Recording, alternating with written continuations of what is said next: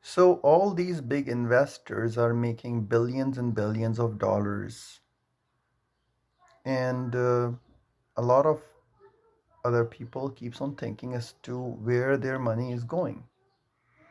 So you see, Bill Ackman is just one example of these investors. Now, this guy on television or on in some report on CNBC and other places or some other place, he was saying that the world is coming to an end. The government should act quickly or something similar to this.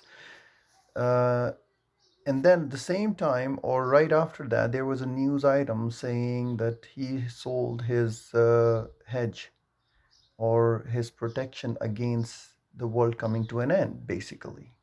So on one end, he's saying to the world that world is coming to the end, and then he on the other side he's selling billions of dollars and making billions of dollars from the investment that he has made against market falling.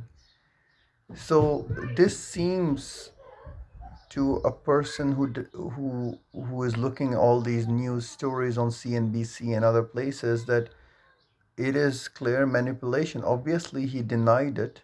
He said no. This is not why he was saying the world is coming to the end and is going to be very bad. This is not the reason. But at the same time, and then after that, he was saying that he's buying all these other stocks like Hyatt and others.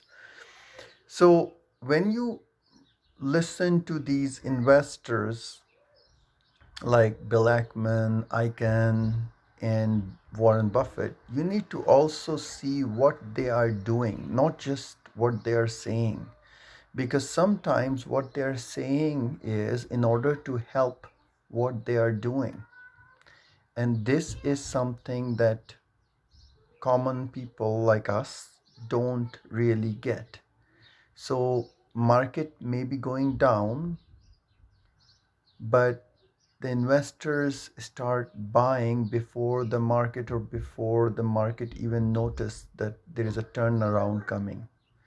That is the reason why some of the very small stocks in Canada, in America, went down, but they went up 100%, for example, just in few days. If you look at Shell, Royal Dutch Shell, I mean, this is the market oil where the devastation was huge. It the oil prices for the first time went negative, not even zero, but negative for WTI. Even Brent fell to a record low.